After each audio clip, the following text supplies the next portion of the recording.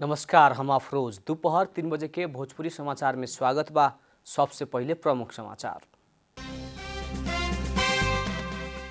राष्ट्रपति भण्डारी द्वारा दल विभाजन संबंधी अध्यादेश खारिज, अध्यादेश फिर्ता लेवे के मंत्री परिषद कैले रहे निर्णय। नेकपा एमाले के विधान महाधिवेशन के व्यवस्थापन पूरा, अगिला सुख के 3 दिन तक ललितपुर के गोदावरी में महाधिवेशन होगी। तराई मधेश के महिला सब मना रहल बा जितिया पर्व, बुध के सार्वजनिक विदा देवे के प्रदेश 2 सरकार के निर्णय।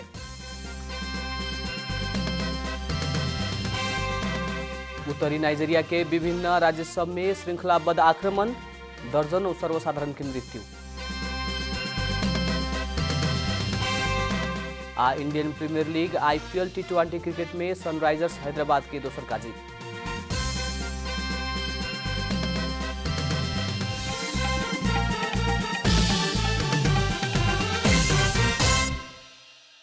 अब पूरा समाचार। राष्ट्रपति विद्यादेवी भण्डारी दल विभाजन संबंधी अध्यादेश खारिज कैले बानी। मंत्री परिषद के सिफारिश में राष्ट्रपति भण्डारी काल्हु राते अध्यादेश खारिज कैनी है। काल्हु के मंत्री परिषद बैठक राजनीतिक दल संबंधी अध्यादेश फिर्ता लेवे के निर्णय कैले रहे। संविधान के धारा 114 मुताबिक सरकार संसद अधिवेशन ना चलल समय अध्यादेश जारी कर सके के आ कौनो भी समय फिर्ता ले सके के प्रावधान रखले बा। इनमें भइल दल विभाजन खातिर केंद्रीय कमिटी या संसदीय दल में 40-40% के प्रावधान के हटा के सरकार 2 मध्य 1 में ही 20% पुगला पर भी पार्टी विभाजन कर सके वाला अध्यादेश जारी कैले रहे। वे प्रावधान से माधव नेपाल 20% से ज्यादा केंद्रीय सदस्य के समर्थन में भादो 9 गते एकीकृत समाजवादी पार्टी गठन कैले रहने। तो जसपा विभाजन होके महंत ठाकुर के नेतृत्व में लोकतांत्रिक समाजवादी पार्टी भी गठन भइल रहे। परराष्ट्र मंत्री डाक्टर नारायण खड्का विश्व के 45 लाख आदमी सब कोभिड-19 के कारण ज्यान गंवावल प्रति दुख व्यक्त कैले बानी। संयुक्त राष्ट्र संघ के 76वां महासभा के संबोधन करत खड्का महामारी के कारण अपन प्रियजन गंवावल विश्वभर के नेता सब प्रति संवेदना व्यक्त कैनी है। मंत्री खड्का कोभिड-19 से उत्पन्न चुनौती सब के सामना करेला राष्ट्र संघ से खेलल भूमिका के प्रशंसा समेत कैनी। मंत्री खड्का संबोधन के क्रम में जनता के जीवन सरकार के पहिलका प्राथमिकता भइल बतावत अभी तक नेपाल के 20% जनता के कोभिड-19 विरुद्ध के खोप लगा चुकल जानकारी देहने। मंत्री खड्का बहुपक्षीय आ राष्ट्रीय हित के विभिन्न मुद्दा सब में नेपाल के स्थायी के उजागर समेत कैले रहने। नेकपा एमाले विधान महाधिवेशन के व्यवस्था पूरा कैले बा। आएवाला सुख से 3 दिन तक ललितपुर के गोदावरी में होखेवाला विधान महाधिवेशन के व्यवस्थापन के तैयारी पूरा कैल जनावल गइल बा। महाधिवेशन सभास्थल के तैयारी पूरा कैल मंच व्यवस्थापन समिति जनौले बा। महाधिवेशन में शामिल होखेवाला करीब 5000 जने के महासभा में अठेवाला हिसाब से व्यवस्थापन कैल बतावल गइल बा।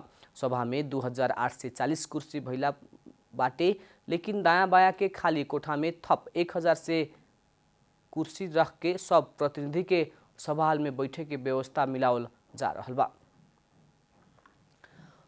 नेकपा माओवादी केंद्र के आजू के स्थायी कमिटी बैठक स्थगित भइल बा। पार्टी केंद्रीय कार्यालय पेरिसडाँडा में 3 बजे बुलावल गईल स्थायी कमिटी सदस्य के बैठक स्थगित भइल बाटे।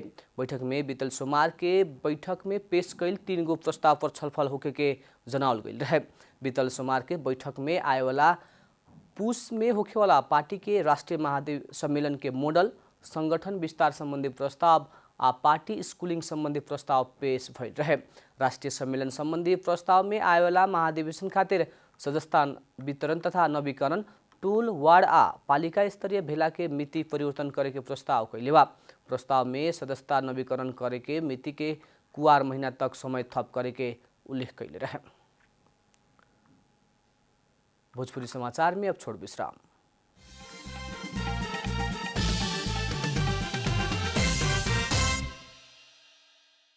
भोजपुरी समाचार में अब बाकी समाचार। तराई मधेश के महिला सब जितिया पर्व मना रहल बा। आज सवेरे आंगना में घिउरा के पाता में दही या केरा चढ़ावला बाद ई व्रत औपचारिक रूप में शुरू भइल है। ई व्रत शुरू भइला बाद महिला सब निराहार रहेला। आज सवेरे से शुरू भइल उपवास बिहान बुध के सांझ के 5:15 तक कायम रहे। ऐसे ही पर्व के अवसर में प्रदेश नंबर 2 सरकार महिला सबके सार्वजनिक विदा देहले बा। संतान प्रति माई के स्नेह देखावेला ई पर्व से प्रदेश भर ही आस्था प्रेम कायम रहो कहत मुख्यमंत्री लालबाबू राउत शुभकामना समेत देहले बानी। करीब 1.5 वर्ष से बंद सर्लाही के 8 गो नेपाल भारत सीमा नाका मंगर से खुलल बाटे। नेपाली सबके पबनी त्यौहार लग जा रहल संगे ही कोरोना महामारी संक्रमण दर कुछ घटल मौका में नेपाल सरकार सीमा नाका खोले के निर्णय कैले बा। नेपाल सरकार निर्णय कैला बाद बैठल जिला कोरोना संकट व्यवस्थापन केन्द्र DCMCC सर्लाही के बैठक भारत संगे सीमा जुड़ल सर्लाही के 8 गो नाका खुला करे के निर्णय कैल सर्लाही के प्रमुख जिला अधिकारी रामकुमार महतो जानकारी देहने। जिला सदरमुकाम स्थित गोरखकाली नाका, संग्रामपुर आ पर्सा, त्रिभुवन नगर, भाडासर नाका, उधोर्ण आ फिनहरा नाका खोले के निर्णय कैल जिला समन्वय समिति सर्लाही के सभापति मिथुर चौधरी जानकारी देहने। सरकार द्वारा स्थल मार्ग से आवागमन खातिर 72 घंटा के नेगेटिव रिपोर्ट होके पड़े के, खोप के मात्रा पूरा कैल होके पड़े के लगायत व्यवस्था अनिवार्य कैल गई बा। आज सेप्टेम्बर 28 अर्थात विश्व रेबीज दिवस नेपाल में भी विभिन्न कार्यक्रम करके मनावल जा रहा बा। रेबीज विरुद्ध पहिलका बार प्रभावकारी खोप के विकास करेवाला वैज्ञानिक लुइस पास्चर के निधन भइल दिन सेप्टेम्बर 28 के स्मरण करत हर साल रेबीज दिवस मनावल जाला। रेबीज रोग रेबीज लगायत कुकुर बिलाई लगायत के पशु के काटला बाद लोग आ अन्य स्तनधारी प्रणाली में पाटेवाला प्राणघातक रोग हुए। रोग के जीवाणु सब रोगी पशु के लार से भइल से ओइसहन पशु के काटला बाद घाव संगे ही लोग के शरीर में प्रवेश करके रोग उत्पन्न करेला। रेबीज प्राणघातक रोग भइला से रोग से बचे खातिर खोप लगावे के पड़ेला आ शंका लागल पशु के काटला पर तत्काल साबुन पानी से धोए जैसन रोकथाम के उपाय अपनावेला चिकित्सक के सुझाव बा। अब आर्थिक समाचार।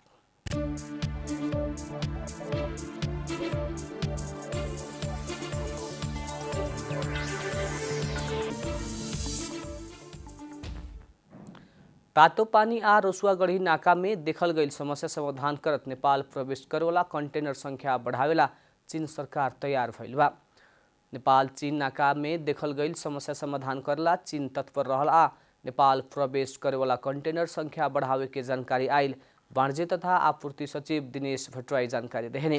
नेपाल प्रवेश करेवाला कंटेनर के हाल के संख्या के दोबर बना के 40 पुगावे के रासायनिक मल के जल्दी प्रणाली में आयात करे देवे के सहमति चीन से जनावल सचिव भट्टराई जानकारी देहने। हाल तातोपानी आ केरुङ नाका से दैनिक 20 गो कंटेनर सामान नेपाल तरफ आयात कर रहल बाटे। वही लेखा चीन नेपाल के उत्तरी नाका से आयात हो रहल रासायनिक मल के भी अलग प्रक्रिया मार्फत जल्दी ढुवानी करे के जनौले बा। भोजपुरी समाचार में अब छोट विश्राम।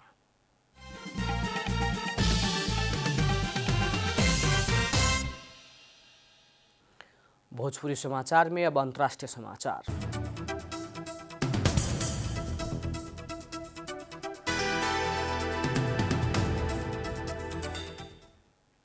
उत्तर नाइजीरिया के विभिन्न राज्य सब में भइल श्रृंखलाबद्ध आक्रमण में दर्जनों सर्वसाधारण के मृत्यु भइल बा। उत्तर पश्चिम राज्य कुना राज्य के एक गांव में बंदूकधारी से आक्रमण कैला बाद कम्ती में 34 जन के मृत्यु भइल बा।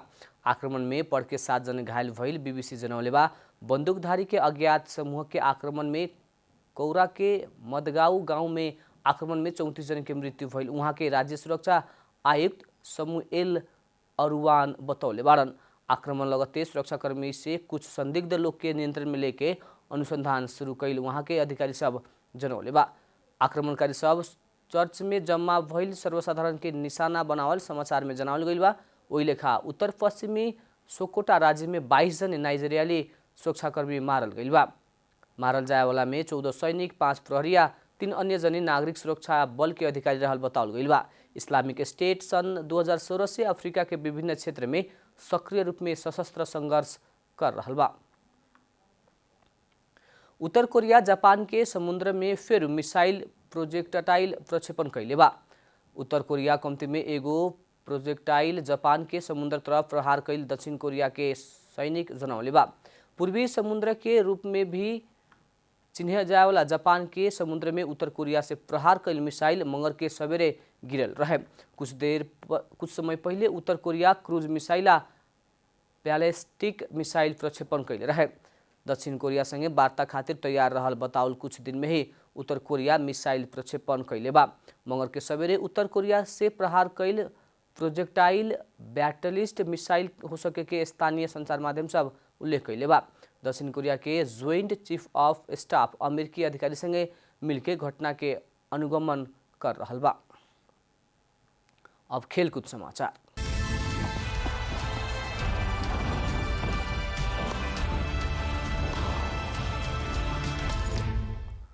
Indian Premier League IPL T20 cricket में सनराइजर्स हैदराबाद राजस्थान रॉयल्स के हरौले बा।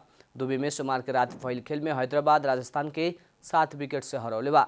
राजस्थान से देहल 165 रन के लक्ष्य हैदराबाद 18 ओवर 3 बॉल में 3 विकेट गंवा के पूरा कैले बा। हैदराबाद के जीत में डेब्यू खिलाड़ी जसन रोय 60 रन के अर्धशतकीय इनिंग खेलने वालन। जीत संगे ही हैदराबाद लीग में दोसर का जीत निकलले बा। हैदराबाद 10 खेल में 4 अंक जोड़ले बाटे। हैदराबाद अंतिम में बा। राजस्थान 10 खेल में 8 अंक जोड़ के 6ठा स्थान में बा। अंत में प्रमुख समाचार फिर एक बेर।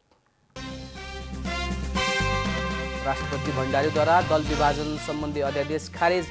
अध्यादेश फिर्ता लेवे के मंत्री परिषद कैले रहे निर्णय।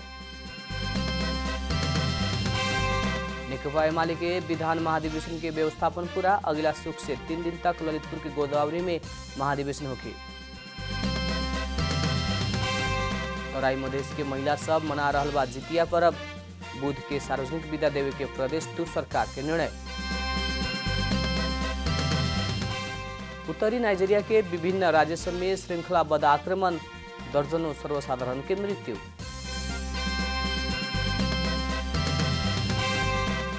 Indian Premier League IPL T20 cricket में सनराइजर्स हैदराबाद के दोसर का जीत।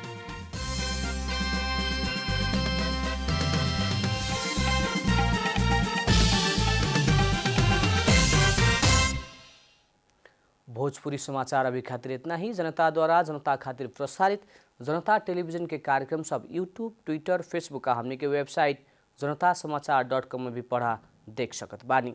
सूचना में अपने के सहभागिता, समय में समाचार हमने के प्रतिबद्धता। प्रणाम।